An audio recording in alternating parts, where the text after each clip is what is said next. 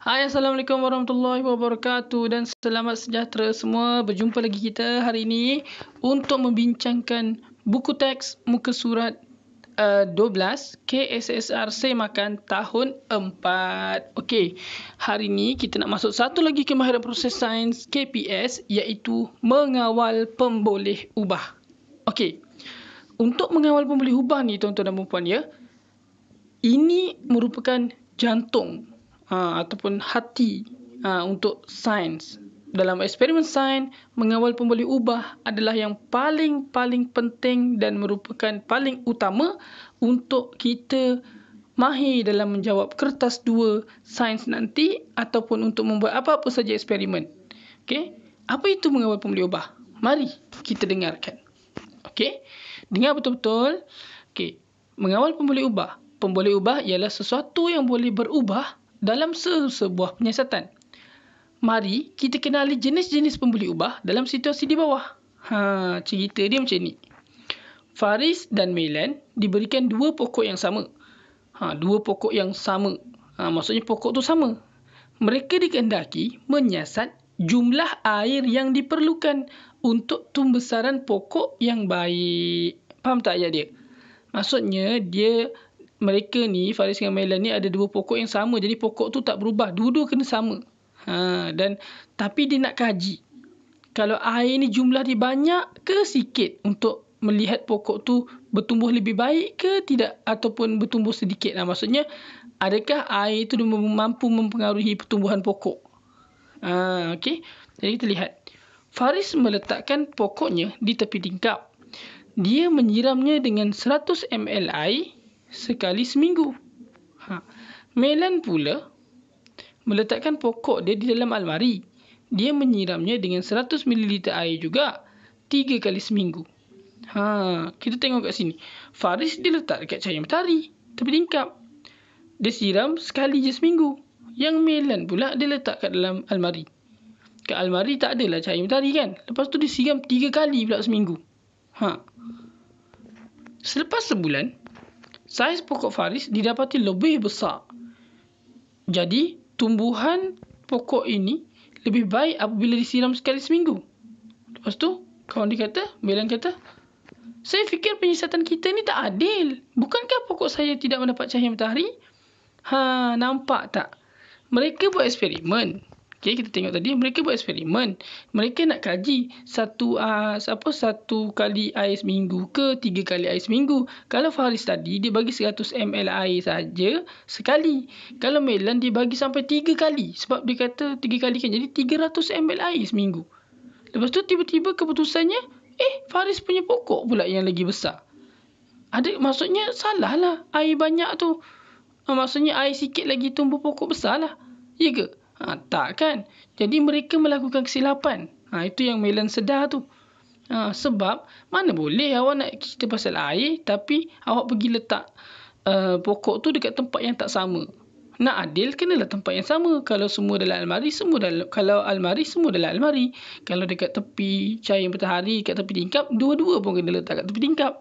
Kan? Jadi keputusan ini tak valid. Maksudnya tak adil. Sebab apa tak adil? Sebab mereka tiada kemahiran mengawal pemboleh ubah. Jadi hari ini kita punya subjek kita 1.1.10 mengawal pemboleh ubah. Kita lihat muka surat ke-13. Cikgu dia tegur. Betul. Bagi mendapatkan penyiasatan yang adil, kita perlu memastikan satu sahaja pemboleh ubah yang diubah dalam sesuatu eksperimen. Baiklah cikgu, kali ini kami mengubah jumlah air yang disiram sahaja. Maksudnya dia kata, pemboleh ubah yang diubah dalam sesuatu penyiasatan dinamakan pemboleh ubah dimanipulasi. Atau nama glamour dia, PM. Kalau saya sebut PM lah. Ataupun PUM. Maksudnya yang kita ubah-ubah, macam tadi kan, air itu dia siram 1 dengan siram 3. Itu yang diubah-ubah yang tak sama. Itulah namanya pemboleh ubah dimanipulasi. Okey, kemudian kita juga perlu memastikan pemboleh ubah yang lain kekal sama. Satu je tak sama, yang lain semua kena sama. Jadi, kita tetapkan jumlah cahaya matahari. Dikatakan jumlah cahaya matahari, jenis tanah dan kuantiti tanah untuk kedua-dua pokok. Maksudnya, jumlah cahaya matahari sama-sama diletak kat tempat yang sama. Sama-sama dapat cahaya matahari. Sama-sama dapat malam tak dapat cahaya matahari. Kena sama. Maksudnya tempat kena sama. Kuantiti tanah pun kena sama. Jangan nanti buat satu tanah sikit, satu tanah banyak. Tak boleh. Sebab nanti bila kita siram air, lain jadi dia. Dan jenis tanah pun kena yang sama. Jangan satu pakai tanah pasir, satu pakai tanah liat. Nanti tak valid juga. Maksudnya semua kita kena samakan kecuali jumlah air tadi. Jadi yang kita samakan itulah kita sebut pemboleh ubah malar ataupun pemboleh ubah dimalarkan. Okey. Jadi kan dia kata kat bawah tu, pemboleh ubah yang dikekalkan dalam suatu penyiasatan dikenali sebagai pemboleh ubah malar. Jadi kita dah belajar dua tadi. Manipulasi tu yang kita nak ubah. Bila satu tu dah ubah, yang lain kena malar. Okey, faham? Barulah eksperimen ni valid kan? Okey, selepas sebulan kita. Sekarang, apa yang dapat kamu perhatikan? Nampaknya saiz pokok saya lebih besar. Faris tengok, pokok melon lagi besar. Dia siram 3 kali. Faris punya pokok siram sekali je. Seminggu. Tapi melon lebih besar. Jadi, apa yang mereka lihat sekarang ni adalah pokok itu lebih besar saiz dia. Jadi, yang mereka catatkan itu adalah pemboleh ubah bergerak balas. Kita tengok ayat bawah. Pemboleh ubah yang diperhatikan, yang kita perhati, yang kita catat tu kan, dalam suatu penyiasatan dikenali sebagai pemboleh ubah bergerak balas, atau glamour dia PUM ataupun PM.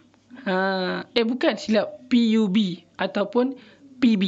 Jadi atas tadi pemboleh ubah dimanipulasi PM, yang pemboleh ubah bergerak balas PB. Okay, sangat penting kalau mahir 3 ni, awak tahu 3 ni, awak akan mudah menjawab soalan tujuan, hipotesis, hubungan. Jadi macam-macam lagi yang awak boleh jawab. Okay? Itulah pentingnya mengawal pemboleh ubah inilah. Okay? Kita ke muka surat seterusnya, muka surat 14. Okay, ini ada sedikit aktiviti jauh dan dekat. Aktiviti ini secara berpasangan. Jadi kalau kat sekolah nak buat nanti boleh. Okay, alat dan bahan dia, pakai 3 biji buku yang sama tebal, penutup wayar, kereta mainan, pita pengukur dan penanda. Okay, buku ni kena sama tebal. Okay, dia orang pun buat eksperimen, rancangkan cara untuk menggerakkan kereta mainan bagi mendapatkan jarak yang berbeza. Dia nak cari jarak berbeza dengan menggunakan alat dan bahan seperti di atas. Jadi pasangan kamu perlu menyenaraikan semua pemboleh ubah yang terlibat. Dia tak bagi tahu langkah dia. Awak berdua kena buat sendiri. Agakkan nak buat apa ni? Tengok pun dah tahu kan. Kita letaklah satu buku. Lepas tu kita letak pembaris tu, condongkan dia kan. Buat macam turun bukit kan. Kemudian kita letak 2 buku. Nanti dia kecondongan dia lagi tinggi. Ataupun kecuraman dia lagi tinggi. Kecuraman. Kalau condong dia makin tak condong. Tapi jangan salah kecondongan lain, kecuraman lain. Kalau buku tu rendah, dia sangat curam. Dia sangat condong, tapi dia tak curam. Tapi kalau buku tu tinggi, buku tu tinggi, dia sangat curam, tapi dia tak condong. Dia kurang condong. Jangan salah. Dia keluar dekat soalan masa tahun 2019 tak silap saya. Okey. Jadi kita lihat kat sini. Kongsi dan bincangkan idea kamu bersama-sama dengan pasangan kamu tentang pemboleh ubah yang terlibat. Jalankan penyiasatan kamu secara berulang mengikut pemboleh ubah yang telah ditentukan tadi. Maksudnya pemboleh ubah apa yang kita nak guna kat sini? Kita nak bezakan dia punya ketinggian landasan kan. Mula-mula 1 buku, 2 buku, 3 buku. Jadi yang dimanipulasikan, yang berubah-ubah, yang kita ubah-ubah adalah ketinggian landasan. Ketinggian landasan. Tu soalan kat bawah. Kita terus jawab lah. Soalan, apakah pemboleh ubah dimanipulasikan, pemboleh ubah bergerak balas dan pemboleh ubah dimalarkan ataupun pemboleh ubah malar yang telah kamu kenal pasti. Dalam eksperimen yang kita cipta, pemboleh ubah dimanipulasikan tadi adalah ketinggian landasan, PM tadi. Pemboleh ubah bergerak balas adalah dia nak apa? Tengok tujuan kat atas. Dia kata dia nak mendapatkan jarak yang berbeza menggunakan alat dan bahan kan. Jadi maksudnya pemboleh ubah bergerak balas adalah jarak yang dilalui oleh kereta mainan. Saya ulang. Pemboleh ubah dimanipulasikan ataupun PM, ketinggian landasan ataupun kecondongan landasan, iaitu semakin tak condong, ataupun kecuraman landasan, iaitu semakin curam. Kan? Jadi pembuluh ubah dimanipulasikan, dah. Kemudian pembuluh ubah bergerak balas adalah jarak yang dilalui oleh kereta. Yang lain-lain semua, panjang panjang landasan saiz satu biji buku, tu adalah dimalarkan. Okey, dan juga panjang kayu warna putih ni, panjang penutup wayar kan, panjang penutup wayar tu pun dimalarkan. Okey, jadi kita dah kenal 3 pembuluh ubah dimanipulasikan, bergerak balas dan dimalarkan. Okey, mudah kan? Okey, saya harap ini cukup dapat memahamkan anda semua, kerana ini adalah satu KPS yang sangat-sangat penting dan digunakan sehinggalah awak dah jandam nanti. Okey, ingat tu. Jadi nota guru dia kata penutup wayar boleh didapati di kedai perkakas elektrik atau boleh digantikan dengan papan landasan. Biasa kalau kat sekolah kita akan guna papan kayu tu, papan landasan. Bergantunglah kepada kesesuaian masing-masing. Okey, boleh Okey, sekarang ni kita nak pergi kepada satu lagi, iaitu membuat hipotesis. Okey, kalau nak buat hipotesis ni, kita kena mahir tadi kemahiran proses sains yang ke-10 tadi, iaitu 3 pembuluh ubah untuk kita kawal kan. Barulah kita boleh membuat hipotesis. Kita lihat, membuat hipotesis, apa itu? Ialah kemahiran membuat pernyataan umum yang boleh diuji tentang hubungan antara pembuluh ubah dalam sesuatu penyiasatan. Benda tu. Senang kata, hipotesis ni adalah pernyataan umum lah. Kalau saya panggil dia sebagai kesimpulan awal lah. Jadi, ia sebelum kita nak uji. Lepas ni kita nak uji hipotesis. Eksperimen ni berlaku bila kita uji hipotesis. Jadi, kita kena buat hipotesis dulu. Macam mana nak buat hipotesis? Kita kena kenal pasti pembuluh ubah yang kita belajar tadi. Okey, jom kita tengok situasi dekat bawah. Melan dan Faris ingin menyiasat sama ada bilangan adukan boleh mengurangkan masa untuk gula melarut dengan sempurna atau tidak. Maksudnya aduk tu kan, bilangan adukan. Kalau dia aduk lagi banyak tu lagi sempurna ke tak? Ataupun kalau aduk sikit-sikit saja, dia lebih cepat sempurna adukan itu. Jadi kita lihat cerita dia. Jika saya mengubah bilangan adukan ketika mengaduk, gula dalam gelas manakah yang akan melarut paling cepat?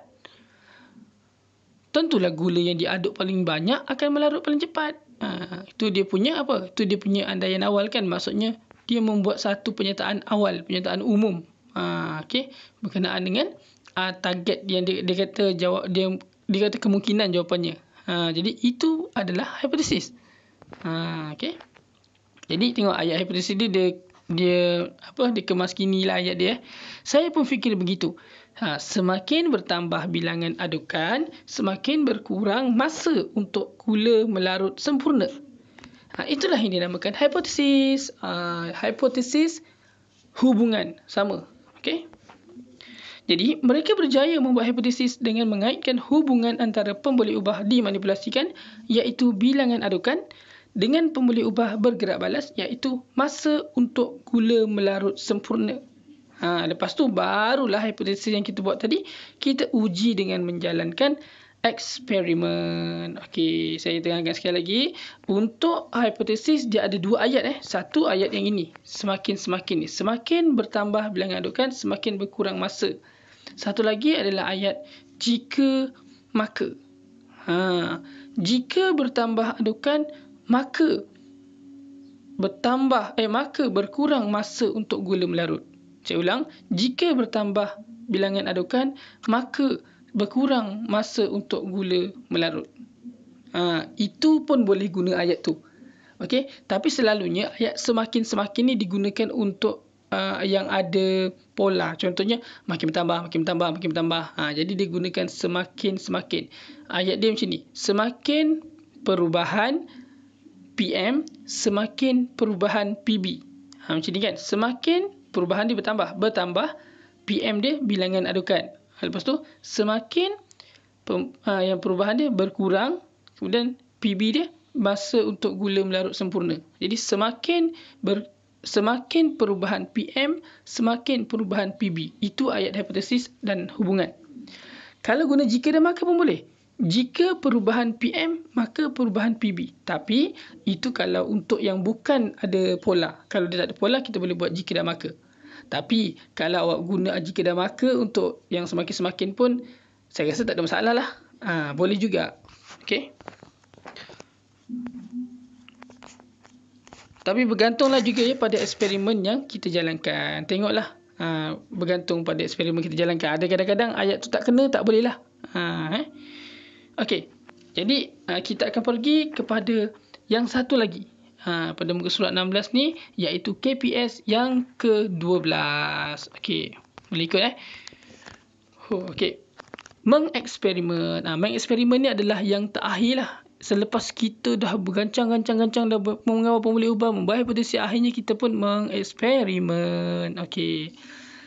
Mengeksperimen ialah kemahiran untuk merancang dan menjalankan penyiasatan untuk menguji sesuatu hipotesis dengan mengumpul dan mentafsir data bagi membuat kesimpulan daripada penyiasatan tersebut. Okey. Mengeksperimen ni adalah kita nak buat rancang eksperimen lah. Jadi nak merancang eksperimen biasanya akhirnya nanti ada laporan lah. Kita tulis laporan. Okey, kita tengok cerita dia. Merancang eksperimen. Mengenal pasti masalah dan membuat penyataan masalah. Mereka berdua berbincang lagi. Adakah bilangan adukan mempengaruhi masa untuk gula melarut dengan sempurna? Dia tanya, adakah bilangan adukan tadi mempengaruhi masa? Maksudnya dia buat pertanyaan, perancangan ataupun penyataan masalah daripada hipotesis tadi kan. Melan dan Faris mengenal pasti masalah yang hendak diuji dengan membuat satu penyataan masalah. Okay, B. Membuat hipotesis. Tadi dia kata, betul ke bilangan adukan tu boleh mempengaruhi masa untuk gula melarut? Maka hipotesis pun dia buat yang tadilah kan. Semakin bertambah bilangan adukan, semakin berkurang masa yang diambil untuk gula melarut sempurna. Maksudnya makin cepatlah gula tu larut. Okay, sebelum memulakan penyiasatan, mereka buat hipotesis. Kemudian yang ketiga C, mengawal pemboleh ubah. Mereka mengenal pasti semua pemboleh ubah yang terlibat untuk menguji hipotesis yang telah dibuat.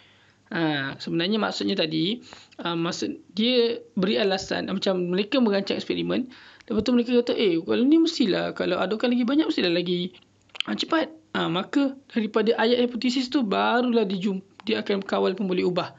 Walaupun kalau nak buat jawapan, kalau kita nak jawab soalan, kita kenal PM dengan PB dulu, pemboleh ubah, baru kita boleh buat hipotesis kan. Tapi dalam merancang eksperimen ni, berdasarkan penyataan masalah, kita buat hipotesis, lepas tu barulah daripada hipotesis tu kita cari apa pemboleh ubah dia. Ni masa buat eksperimen lah. Tapi kalau masa jawab peksa, kita dapat PM PB, kita dah boleh jawab hipotesis pula. Dia terbalik sikit lah kan kat situ. Okay, yang penting kita faham. Okay, mengawal pemboleh ubah. Okay, dia pun kata, pemboleh ubah dimanipulasi ialah bilangan adukan. Pemboleh ubah bergerak balas ialah masa untuk gula melarut sempurna. Pemboleh ubah malar ialah kuantiti gula, saiz gula, isi padu dan suhu air. Semua kena sama. Suhu kena sama air dia. Saiz gula kena sama. Jangan satu pakai gula nipis, satu pakai gula kasar. Dan juga kuantiti gula pun kena sama. Okay. Yang bergerak balas, masa dan dimanipulasi tadi bilangan adukan. Ingat. Yang kita ubah-ubah bilangan adukan. Okay, maka mereka pun menyenaraikan alat dan bahan. Ingat, bahan-bahan yang disenaraikan mestilah digunakan lah. Mesti yang kita guna je lah. Tak payah senaraikan benda tak guna. Tapi awak jangan pula tulis meja, kursi, tak payah. Awak tulis saja benda-benda yang kita nak guna dalam eksperimen itu. Okay, sediakan alat dengan lengkap. Okay. Mereka menyenaraikan alat dan bahan yang akan digunakan untuk menjalankan penyiasatan berdasarkan pemboleh ubah yang telah dikenal pasti. Okey, kemudian merancang langkah-langkah. Mereka merancang, masukkan 100 ml air ke dalam bikar A, bikar B, bikar C. Sama tiga-tiga. Kan yang dimalarkan kan. Masukkan 1 sudu gula ke dalam setiap bikar. Sama juga tiga-tiga. Pun malar juga. Isi padu air 100 ml, gula 1 sudu. Semua sama. Jadi yang ketiga, aduk bikar A sekali setiap minit. Aduk bikar B 3 kali setiap minit. Aduk bikar C 6 kali setiap minit. Jadi yang kat sinilah yang digunakan pemboleh ubah dimanipulasi, iaitu bilangan adukan. Okay, yang paling banyak kena aduk C lah. Okay. Catatkan masa untuk gula melarut sempurna di dalam bikar. Goncang-goncang sampailah gula tu hilang. Tahu, gula kan kita ngaduk, kita nampak gula dia kan, butir-butir gula tu sampai dia hilang sempurna. Bila hilang sempurna, gula semula melarut, kita tekan jam Ni apa jam randik kita. Kalau awak kerti guna jam randik ni guna secara split pun boleh. Awak tekan 3 kali untuk satu eksperimen. Kalau tak pandai, satu bika ada satu jam randik pun boleh juga. Okey. Kemudian catatkan masa untuk gula melarut sempurna dalam bika. Kemudian catatkan pemerhatian ke dalam jadual yang mengandungi maklumat tentang pembuli ubah dimanipulasi dan pembuli ubah bergerak balas. Jadi kita buat data, buat jadual. Kalau nak buat jadual, pastikan kita tengok sini. Yang sebelah kiri adalah bilangan adukan, kanan masa untuk gula melarut. Kiri adalah PM, kanan mestilah PB. Okey. Kemudian mereka merancang langkah-langkah untuk menguji hipotesis. Okey, mereka pun menguji hipotesis. Okey, mereka menguji hipotesis dengan menjalankan penyiasatan mengikut langkah-langkah yang telah dirancang. Tadi dirancang kan? Tadi dirancang. Kan, lepas tu dia buatlah apa yang dirancang tadi. Kemudian mereka mengumpul dan mentafsir data. Setelah menjalankan penyiasatan, mereka mentafsir data yang diperoleh. Masa untuk gula melarut sempurna dalam bika A paling lama berbanding dengan bika lain. Sebab A tadi aduk paling sikit kan. Jadi mereka membuat kesimpulan. Berdasarkan tafsiran data yang telah dibuat, mereka akhirnya dapat menentukan sama ada hipotesis mereka diterima atau tidak diterima. Okey, semakin bertambah bilangan adukan, semakin berkurang masa yang diambil untuk gula melarut sempurna. Nampaknya hipotesis kita diterima. Jadi, jawapan untuk hipotesis ni dan kesimpulan adalah sama. Kalau dia minta jawapan kesimpulan, hipotesis itulah jawapan dia. Kalau ianya benar-benar terbukti. Okey. Alright, kemudian akhirnya mereka pun menulis laporan. Seperti yang saya kata tadi, setelah selesai penyiasatan, mereka pun menulis laporan eksperimen dengan lengkap seperti contoh di bawah. Ini adalah contoh laporan eksperimen. Okay. Tujuan menyiasat hubungan antara bilangan adukan masa dengan gula melarut sempurna, penyataan masalah. Ini tadi kita bincang tadi. Okay, tengok pembeli ubah tadi. Pembeli ubah, bilangan adukan masa untuk gula melarut. Yang lain yang dimalarkan tu kuantiti gula, saiz gula, isi padu air dan suhu air. Ini semua kita dah bincang tadi. Okay, ini adalah dapatan mereka dan ini adalah tafsiran data. Okay. Jadi kesimpulan pasal tak? Kesimpulan dia, semakin bertambah bilangan adukan, semakin berkurang masa untuk gula melarut. Sama dengan hipotesis. Jadi dia tulis kat situ, hipotesis diterima. Faham ya? Okey, sampai muka surat 19. Okay, kita tengok pula muka surat 20. Apa cerita ni pula? Mari pula kita ikuti kisah di bawah. Mari kita bina model roket serbuk penaik. Amboi, roket serbuk penaik Bagaimana caranya? Mula-mula, kita lekatkan 3 batang pensel pada botol dengan pita pelekat. Nampak tu dalam gambar tu. Dia lekatkan 3 batang pensel pada botol. Lepas tu, seterusnya, dia masukkan 300 ml cuka dan letakkan satu sudu serbuk penaik di atas kertas tisu. Kemudian balutkan seperti balut gula-gula. Nampak dalam gambar tu kan, dia balut macam balut gula-gula ni kan. Ni atas ni. Okey. Kemudian dia buat apa? Dia di kawasan terbuka masukkan balutan serbuk penaik tadi ke dalam botol dan tutup dengan gabus. Lepas tu terbalikkan botol dan segera letakkan di atas lantai. Catatkan masa roket berada di udara. Okey. Jadi ini adalah contoh eksperimen yang menarik juga ni. Okey, saya tak pasti boleh jadi ke tidak sebab saya belum pernah buat. Okey. Jadi cikgu dia kata, cuba kamu rancang dan jalankan eksperimen untuk menentukan pembuli ubah yang membolehkan roket berada lama di udara. Jadi awak kena rancang satu eksperimen yang membolehkan dia berada di udara lama. Mungkin kita akan buat apa ni? Kita mesti cari pembuli ubah dimanipulasikan. Kalau kita nak buat eksperimen, mungkin kita boleh buat kan satu sudu serbuk penaik tadi kan. Langkah kedua ni, kita mungkin boleh buat eksperimen semakin banyak serbuk penaik, semakin lama masa roket berada di udara. Tu hipotesis yang kita buat lah, yang saya cadangkan. Jadi kita kena ubah nanti PM dia adalah serbuk penaik punya sudu. Berapa sudu serbuk penaik. Mula-mula mungkin roket pertama 1 sudu, roket kedua 2 sudu, roket ketiga 3 sudu. Jadi kita manipulasikan bilangan serbuk penaik. Dan bergerak balas adalah masa untuk roket berada di udara. Yang dimalarkan yang lain lah. Panjang pensel, saiz botol, tu dimalarkan. Cuka kan. Ataupun kalau nak buat eksperimen lagi satu lain, samakan juga. Kita samakan serbuk penaik. Cuma kita bezakan cuka pula. Mula-mula 100 ml cuka, lepas tu 200 ml cuka, 300 ml cuka. Yang itu pembuli ubah manipulasinya adalah isi padu cuka, yang lain kena dimalarkan. Okey? Faham Alright. Okey. Jadi untuk santai sains, kita lihat aktiviti bot air. Okey, langkah-langkah untuk buat bot air dengan menggunakan bekas plastik, cawan kertas, straw, kad berwarna dan perekat serbaguna. Hasilkan sebuah bot air mengikut aktiviti kamu. Ni penghasilan boleh buat di rumah. Okey, boleh tengok ni. Seronok juga ni buat bot air. Okey, masukkan air dalam cawan kertas dan letakkan bot di atas permukaan air. Okey, soalan dia, apakah yang dapat kamu perhatikan jika isi padu air yang berlainan digunakan? Maksudnya, kalau isi padu air yang berlainan, apa jadi? Tu kena tengoklah sendiri. Itu pendapat sendiri, pendapat masing-masing. Okey. Jadi sebenarnya kalau pendapat saya, kalau kita masukkan air yang makin banyak atau air yang makin sikit, ni saya tak tahulah sebab saya tak pernah buat eksperimen lagi. Cubalah awak buatlah.